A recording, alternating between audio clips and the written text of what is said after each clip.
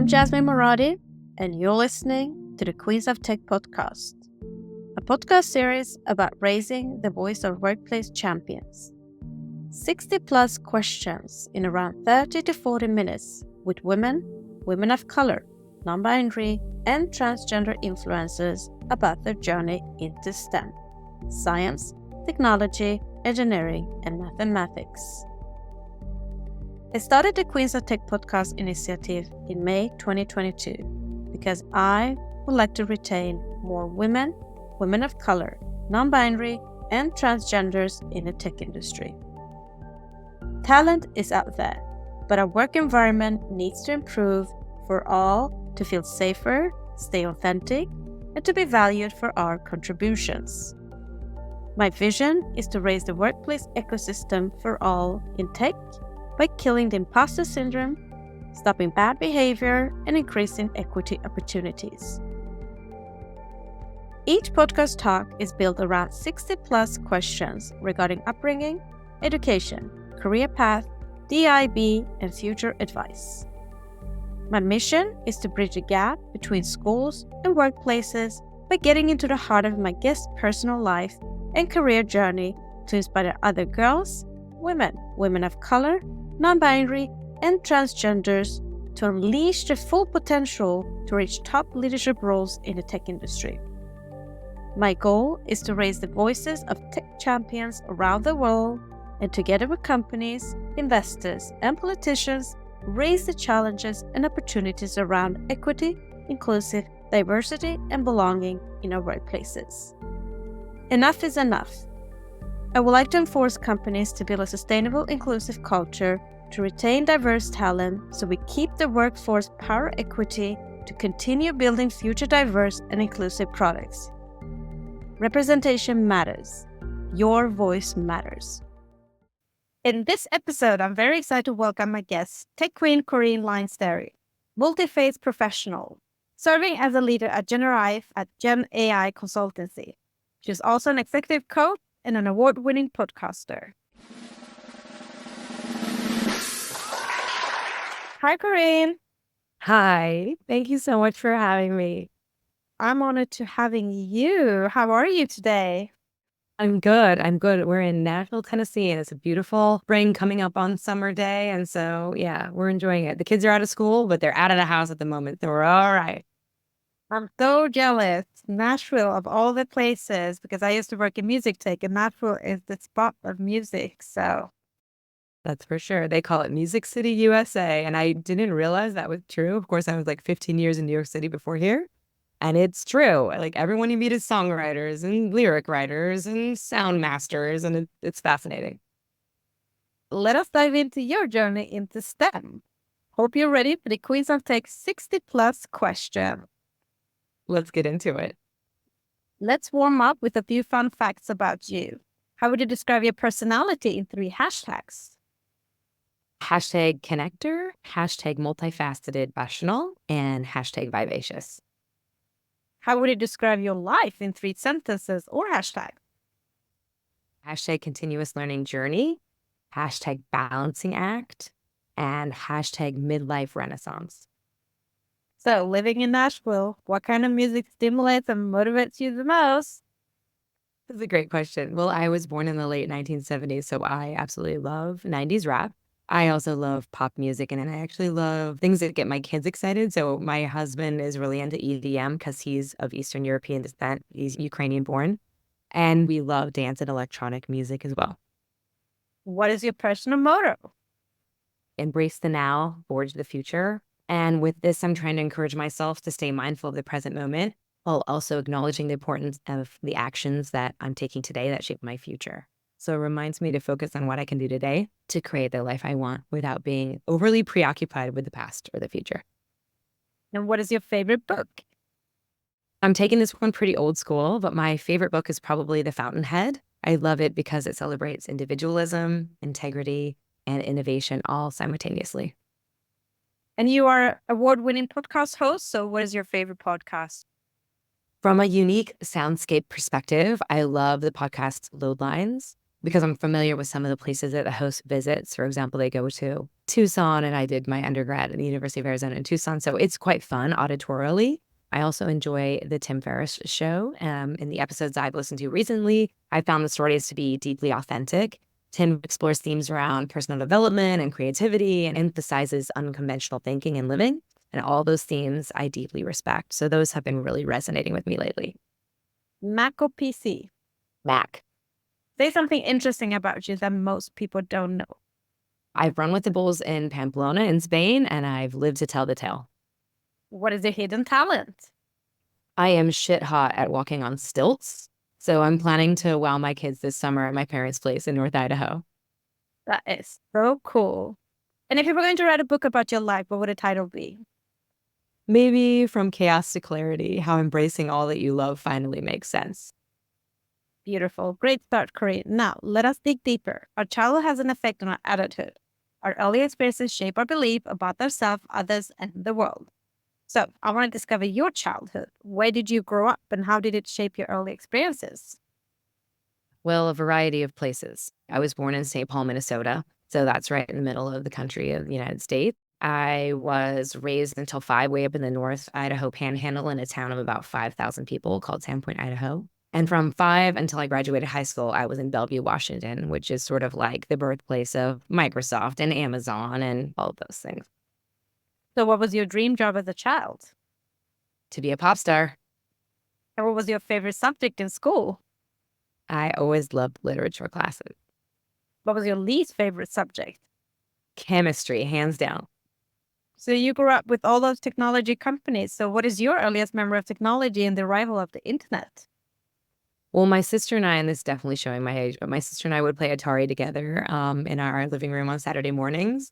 The favorite game, I think, was Frogger. And I do remember getting online using AOL and the squawking noises it used to make. It's still with me. And which were the three first technology gadgets you owned yourself?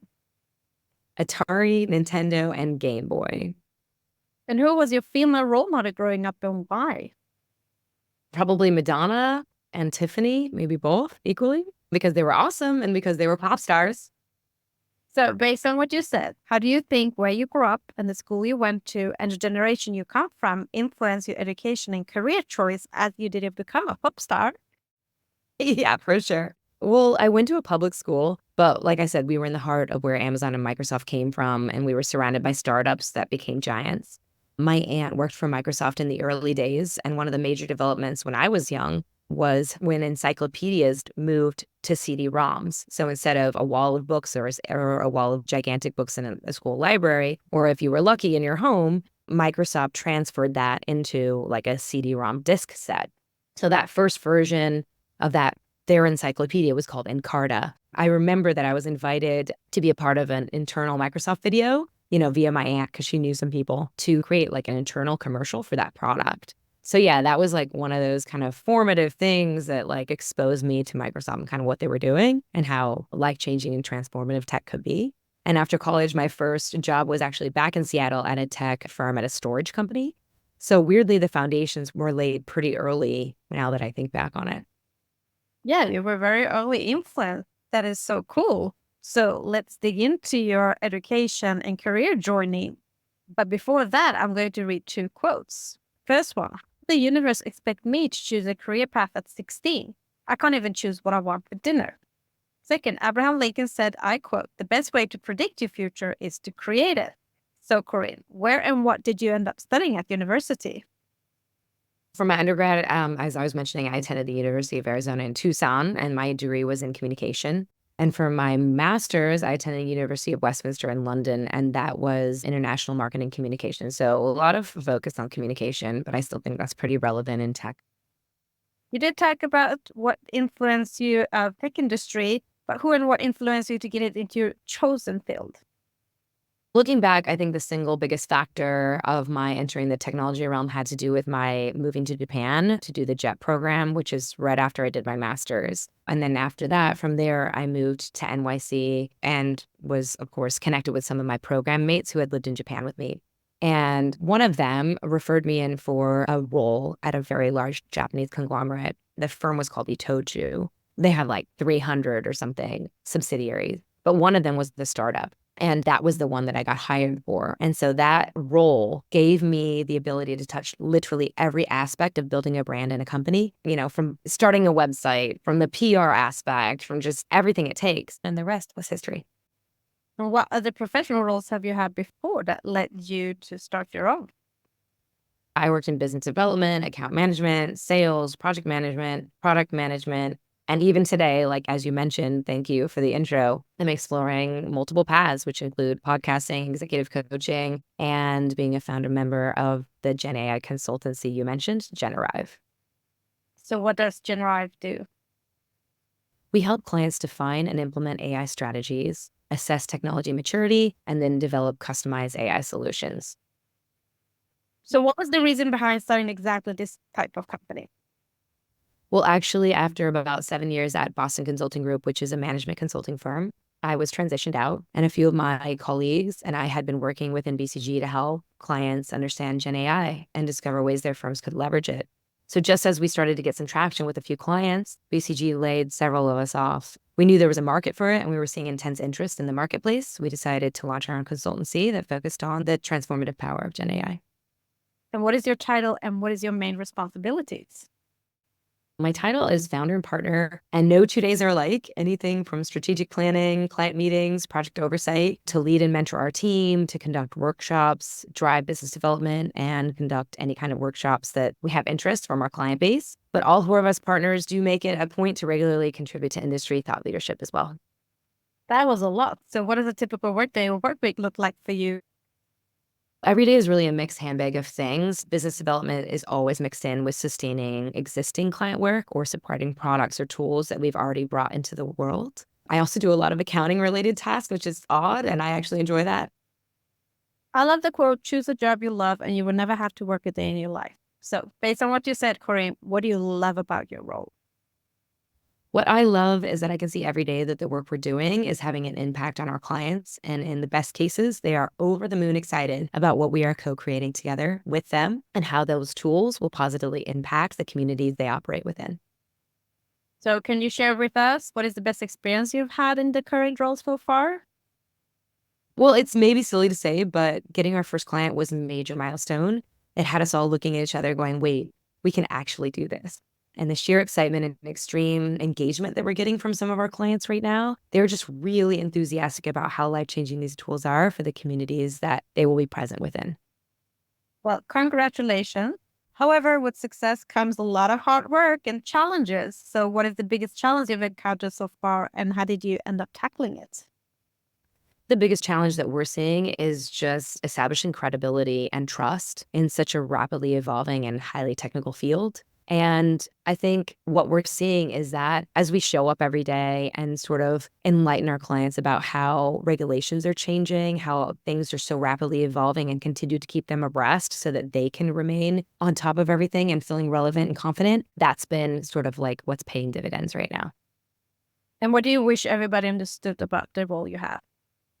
Just to make it a little more accessible, that even partners in a highly successful firm sometimes have to roll up their sleeves and do tasks that they don't love and probably aren't glamorous. But that's all part of being a business owner. And you do whatever it takes at that point in time for the good of the firm and the partnership and the business as a whole, just to make it successful. And what is the one common myth about your professional field that you want to disapprove? One common myth regarding GenAI is that it will lead to human level artificial intelligence, or AGI, or that basically that sentient machines can fully replicate or surpass human intelligence across all domains in the near future. And I just do not think that that's right there. Maybe at some point way after we're all, long gone, that might be possible, but that is nowhere near. That is great to know. And that it's so exciting in the future. So what do you love about working in the tech industry? What I have loved is just the many brilliant and incredibly kind individuals I've met across my journey in tech. Oprah Winfrey said, I quote, think like a queen. A queen is not afraid to fail. Failure is not a stepping stone to greatness. So, Corinne, what has by far been your biggest achievement in your career? One of the more poignant and exciting things that I did was putting together a Women's Day Out in tech. So there are several sub-brands historically about 5-6 years ago within BCG. One was Digital Ventures, one was called Platinian, and the other was called Gamma. And all three of them had women working within sort of roles like yours, like UX design, UI design, product related roles, engineers themselves, but all of us super fragmented because we were in each of these sub brands and we didn't have any crossover. We didn't work on projects together. And so we thought, this is so silly. We could build each other up and we could connect and we could support each other because we're all doing very similar work for the same firm, but we're too fragmented to support each other. So we brought everyone together. We went to Google for a session together as well. We brought a lot of women leaders in to a space in New York for us to sort of connect with them and learn about sort of how we could excel in the firm and how to go forward. And it was just a really successful day. So I was extremely proud of that. And I think also bringing an internal BCG podcast, which was called In Her Element, public facing. That was an internal podcast for about a year. About 5 years ago, we brought it public facing. And it finally reached #1 in the tech podcast in America sector. So that was hugely gratifying as well. Wow, so inspiring. So what is the biggest factors help you become successful? What are your success habits? I would say probably my ability to see something through. To relentlessly commit to what I've set out to do. I'm a huge follow througher. So do what you say you're going to do and do it no matter what. So how do you measure your own performance at work then, knowing that you do what you say? It's a bit of a new model for me in that regard. So with my 7 years at BCG, the performance review that would happen sort of like clockwork every 6 months will be evaluated by peers and by my managers at the time. But in this new context, this partnership and that we've founded, I believe it will be about how our relationships are and how successful we can be as a firm. And with success comes failures. So what is your biggest failure in your career and what did you learn from it? Failure is an interesting thing. And so initially, I think thinking back on sort of being transitioned out of BCG, I felt like a massive failure. These kinds of things where you're like, how am I going to sustain myself? How am I going to eat? How am I going to pay my rent? They really shake you up and they make you sort of reevaluate. So I think at the moment I was in deep shock, but I think in time I discovered it was a gift. So, it's so scary. It disrupts everything about your life. You worry, how are you going to support your family? How am I going to continue? But in this process, I learned that I'm resilient and I learned that I have so many things that I've wanted to pursue that I haven't had a chance. So that's why I'm calling this my midlife renaissance. And I'm finally learning that I have an insane amount of support from everyone in my corners, sort of from my family and my friends. And these are all gifts that I never recognized. Thank you for sharing that. And I'm sorry it happened to you, but I'm feeling your energy and you have so much going on now in tech. So what is inspiring and motivating you the most in your role and career right now then? Yeah, I sort of alluded to this already, but I think the enthusiasm we're seeing from our clients and the support that I'm having and seeing among my community and my partners in the firm, that's really what's motivating and driving me right now. Let us now jump into the influence on mentors, role models, champions, and sponsors. Role models can consciously or subconsciously be a powerful force in our lives. In addition, champions can stand up and advocate for us and open up the world of possibilities. Sponsors match emerging talent with leaders and influential employees who can help us move ahead in our careers. Corin, do you have a mentor, champion, or sponsor today? In my coaching pursuits, I do have 2 wonderful mentors. They're both women, and they have been an absolute guiding light for me. And what is interesting as I read this question is I'm realizing that I don't really have one pertaining to GenerAIve at the moment. I'm sort of using my founding partners as that right now. I'm thinking that maybe I need to rethink that. And I think an outside perspective would be useful. And I've had that in the past, and I'm not having that sort of that tech piece in my life right now. So I'm going to take this as a wake-up call, and I'm going to go out there and I'm going to get one. Who is your female role model in your field? I really look up to Farah Ali. She is the VP at Electronic Arts, which is a hugely successful video games company based here in the US.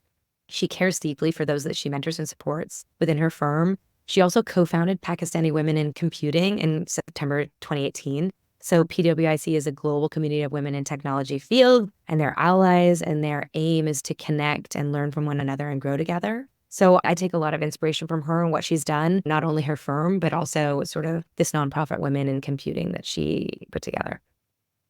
And it's great that you mentioned that you're looking for a new mentor or role model also in GenAI, because history shows that it's been more common for men having mentors, champions, and sponsors in business than women. So how important do you think is to have a mentor, champion, and sponsor during one's career then? I think it's critically important. Each and every single one of us should be seeking out role models and those that can champion us in these critically important moments in our career. Let's move on to leadership. Adena Friedman, president and CEO of Nasdaq, said, I quote, "Empowering those around you to be heard and valued makes a difference between a leader who simply instructs and one who inspires." And Shirley Sandberg, ex-CEO of Facebook, said, I quote, "Leadership is about making others better as a result of your presence and making sure that the impact lasts in your absence." Corinne, what does leadership mean to you? To me, it's simply about integrity and what you do and about being trustworthy. If your team can trust you, you can build anything. A key part of that trust is transparency. I'm grateful that in my career, I have had that trust demonstrated to me by some of the best in the business, and I will really look to emulate them as I continue on my journey. And what do you consider good versus a bad leader? A good leader is one that is direct and transparent about the challenges our firm is facing and those candid conversations they set time aside to have with the team. And I think a bad leader is just the opposite, an avoider, someone who cannot be trusted, someone who doesn't follow through on their word or whatever they've committed to doing. And how would you describe yourself as a leader? Authentic and trustworthy. And as a leader, what values are then most important to you? To be fully transparent with my team and to show up building trust with my team every single day. And what leadership lessons have you learned that have formed you into the leader you are today? Back in the day, when I first got hired at Boston Consulting Group, I was about maybe 6 months at the firm. And the CEO at the time, his name was Craig Lawton, and he and the other members of leadership team had decided to acquire a firm called Maya Design. Maya stood for most advanced yet acceptable. They were a very interesting group of maybe about 75 individuals. And I think those of us who had been first hired on to sort of become this fledgling digital part of Boston Consulting Group were kind of daunted by this. We were like a little shaken and we didn't know how to take it. Are we being replaced? Are we going to get pushed out? We didn't know. And there was a conversation where Craig sat us all down and said, look, you're not being replaced. We're just broadening the team and it's going to be that much better. And it was just that really transparent, authentic conversation that Craig set aside to communicate with. I think there was only 15 of us at the time that really set the tone for me of the way I would like to show up. And he just assured us it was all going to work out and it was going to be great. And it really was. Those were some of my best friends, finest colleagues. I mean, look back on so many learnings from working with that team and incredibly grateful. So he was right. And he really set the tone for how, like I said, in a similar situation, how I would ever communicate with my own team. Very inspiring and great leadership. What are your 3 strengths and 3 weaknesses? My strengths, sort of like my superpowers, are like that I'm collaborative, that I'm empathetic, I have high EQ, I'm flexible, and I'm just like really positive.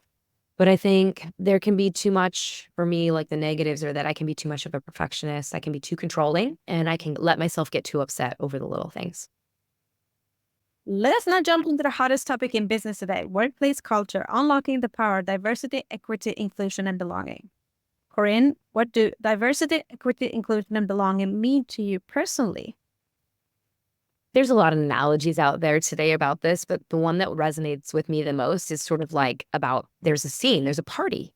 And I think diversity is about being invited to the party, but inclusion is about being invited to dance, where equity is about having space on the dance floor. And belonging is about being asked for your input into the playlist for the music and feeling free that you can ask anybody you want to dance and be totally comfortable about that. That is so beautiful. But what do you consider being 3 to 5 signs of good company culture if you were to join a company again? I would look at the employee turnover rate. Like, is it low? I would hope it would be. I would look at the overall environment of trust, and I would look to see if there's authentic concern for the well-being of the employees that are at the firm. And as a woman, what has been the most significant political or culture barrier in your career, and how have you overcome these challenges? Such a good question. Just the realities of becoming a parent, and you leave your role and you go have a baby and you're gone for however many months and you come back and there's just been so much casework done since you've left and you're feeling irrelevant and that your experiences are not up to snuff. So I think throwing yourself back into that mix, despite you're feeling like maybe imposter syndrome and pressing forward, just one foot in front of the other until you prove to yourself and others that those fears are unfounded and that you're still great at what you do. That was really hard for me, but like really freeing once I sort of harnessed it and moved past it. And what do you think is important for more women, women of color, non-binary, and transgender to join the tech industry today? It's all about representation. So be the change that you want to see, right? I think the more representation we can get in terms of non-binary, transgender, women of color, women in general, the more the generations following us will see that they too can have a place, that we've made a place for them, and they'll see it reflected sort of in the ranks, just looking at our faces and seeing all of us there waiting for them. And based on your own experience in the tech industry, how do you speak with your colleagues, peers, and community about the IB challenges, for example, salary gap, promotion, motherhood, etc.? I alluded to that we're a fairly small firm at this point, but as we begin to grow, we will need to regularly have DEIB meetings and training sessions and mentor programs that pair employees from different backgrounds to foster understanding and personal growth. And we will certainly establish support groups around particular demographics and interests within the firm to ensure that that's just embedded into the root culture of everything that we do. And there's also many public and internal discussions about the barriers women of color, non-binary, and transgenders face from reaching high position in the tech industry or receiving funding. How do you feel has affected and is affecting you? And what is your advice on how to best unblock these roadblocks? It's similar, but I believe, seeing people in those positions, like, for example, a VC that's run by women or, a CEO of a firm being female or transgender or non-binary is sort of like the change that we need to see. So we need to see more women starting and leading VC firms and starting and leading startups. And then because of that, I think that will change the course because different ideas will be funded. And that will be because there will be the diversity at the helm. And so sort of that's, I think, what we need to see. That is great, but somebody has to also open the door. And today, tech companies spend a lot of marketing money to track women of color, non-binary, and transgenders. However, at the same time, they're finding it hard to retain them. Articles show that women are leaving the tech industry. So what is your best advice or strategies for how companies can work to build a stronger corporate culture that engages the IB? And I think that some of the programming about like sort of DEIB training and mentorship programs, just pairing employees from different backgrounds and fostering that understanding and that personal growth is critical.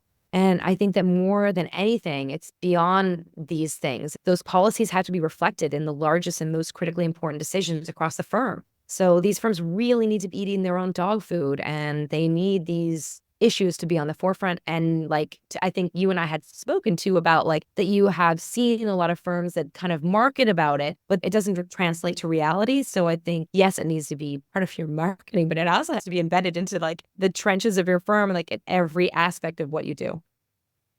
Great, what you're saying, but what would you say are the few factors of challenges of implementing a DIB culture in a workplace in a tech industry today, even though that guidelines is out there? It's probably sort of unconscious bias and the leadership's commitment to it, and down to like scheduling those trainings and getting those professionals in to sort of train up the internal staff and just make everyone aware so that we can avoid pitfalls like unconscious bias. Why and how do you think then companies would benefit from not just having, as we spoke earlier, women of color, non-binary, and transgender leaders, but actual higher gender representation at C-suite level and boardrooms with actual voices? Study after study has been done by BCG and similar firms like McKinsey with a research focus that proves that more diverse teams build better technology. So the products will speak for themselves. They are more resilient, they are more successful, and that always comes back to the diversity of the team and the lenses that they used going into building the tool. So in other words, diverse teams are more successful, and research proves this. So we just need to like encourage, I don't know, companies to want to be more successful. It's baffling in a way. Well, exactly as you say, you do have the facts there. But what would you say is the biggest reason behind that we still don't have more women of color, and non-binary, and transgender leaders in the tech leadership roles and as startup founders still today? And yes, you did mention unbiased, but what else can it be? It's a bit of a chicken and the egg problem here. We don't have them because we don't have them, and we can't get them because we don't have them. So it's just really confounding, but it's about visibility. And if we don't have them there for those coming up the ranks to see and replicate, it's just forever going to be a problem. So we have to create that visibility, and we have to get these individuals into these roles. And data reveals a concerning trend of low funding rates for startups led by women, with only 1 to 2% of the funding directed towards women in the tech industry. Black and Latino women in particular receive less than 1%. What factors do you believe contribute to this imbalance, and what strategies can be activated to increase funding for women-led startups? We really need to be thinking about how we can get more women, women of color, non-binary, and transgender women to lead or begin VC funds. And once we see this, we will undoubtedly see change in the number of women-led startups that are being funded. But again, it is a chicken and the egg, and I don't have, a single bullet theory of like how to solve it. But I do know that we need more people who are diverse to be holding the purse strings and basically giving out those funds to more diverse groups. How much do you think the tech industry has changed regarding DIB since you joined, based in your experience? My first couple of firms were incredibly behind related to this. And then I think my most recent firm was doing an incredible job. So for me specifically, it's a bit more about where I've worked and what my exposure has been and less about industry as a whole. But that said, I do think it's improving bit by bit. It is case by case, though. And looking back on your own career, what one thing would you have changed in your working environment to break the bias? For me, having children in some ways, it was incredibly hard on my career. It's nothing I would ever change, and my two children are my world, but it cannot be underestimated just how much your life and your body and your nature changes to support your children being as successful as they possibly be in the world. So undoubtedly, there are trade-offs in that regard, and firms and working environment don't give allowance for all the women in their workplace and all that they're going through in their parenthood journeys, I don't think. And looking forward then, what will you do as a leader to improve the bias for the next generation of women, women of color, non-binary, and transgenders in tech? I really think a factor is that men and women taking equal parental leave. I think that's a big factor. Another factor is equal support for both men and women when it comes to raising a family. Let us now move on to another hot topic in business today, which is work-life balance and mental health. You have without a doubt a busy lifestyle. How do you take care of yourself to maintain good mental health, Corin? I really try to focus on eating well, sleeping as much as I can, even though my 2-year-old is wholly against that. And even if it's just a short walk during the day, I try to get in some form of exercise daily. Have you ever experienced burnout? Absolutely. Right at the beginning of COVID, it was tough. Like I was in New York City, we had a 1-year-old, we had a dog. The city decided to close every public park. There's no dog runs to take the dogs to, and we were pretty much trapped in our apartment. All the daycares were closed, right? Everything was shut. And so in a state of panic, when I heard the National Guard was coming and we were not going to be able to go outside, I thought, we have to go to North Idaho where my family is, where they have some land and they have a bedroom for us and two parents that are retired that can take care of our 1-year-old so that we can both work. So I was thrust into one of my hardest cases I've ever been on. I was up until 12, 1 o'clock in the morning, and then I would be up with him, nursing him, trying to take care of him. I wasn't sleeping at all. I was a complete wreck, crying constantly. And I spoke to a friend of mine, a dear friend who is a counselor, and I told her what was going on. And she was like, I think you need a mental health break. She's like, you're really not okay. And it actually took her saying this to me for me to recognize how bad of a place I was in. I finished up the case. I did as best I could with my team. But at the end of the case, it was July that time. I was like, I need a break. And I did take 5-month leave. And it was the best thing I could have ever done. I literally got a team of healthcare workers behind me. I had a therapist, I had a psychiatrist, and it took me many months. But I got back on track. And I can only encourage those of you who are feeling like, I'm just in a really deep, dark place and I need space and time to recover. Listen to that inner voice. Do it. You need it, and you will recover, and you will come back better and stronger. I can feel your energy, and thank you for sharing that. It wasn't easy for you, and I'm sure a lot of other people will recognize that and hopefully follow the same steps. So based on what you've been through, what is your advice on how companies can then create a more mentally healthy workplace in the new now? Foster supportive culture, offer flexible work arrangements like remote or hybrid work, provide resources and access to specialists, encourage breaks, and champion childcare options within the firm. I mean, if we had had that, that could have been life-changing too. What would you say motivates you every day to get out of bed? I love life. I love my life. I'm incredibly grateful to live the life I have, and that is my primary motivation. Beautiful. Now, let us wrap up with a few words of wisdom and a piece of advice for our listeners. So, Corinne, what would you say is the best piece of advice you've been given that has helped you during setbacks in your role and career? You always see something which looks on the face of it to be negative, and you're like, oh my God, this is the worst thing ever. But if you then reflect back, looking back at all those things that you thought were so, so terrible, they always turn out better. you always have the evidence that, like, looking back, that was like a gift. So I think the advice is sort of, you have to wait. Sometimes you just have to wait. It looks on the face, it looks negative, it looks terrible, it looks end of times, but it's probably a gift. You just have to wait to see the gift. And then what is the worst advice you've ever been given, and how did you end up tackling that?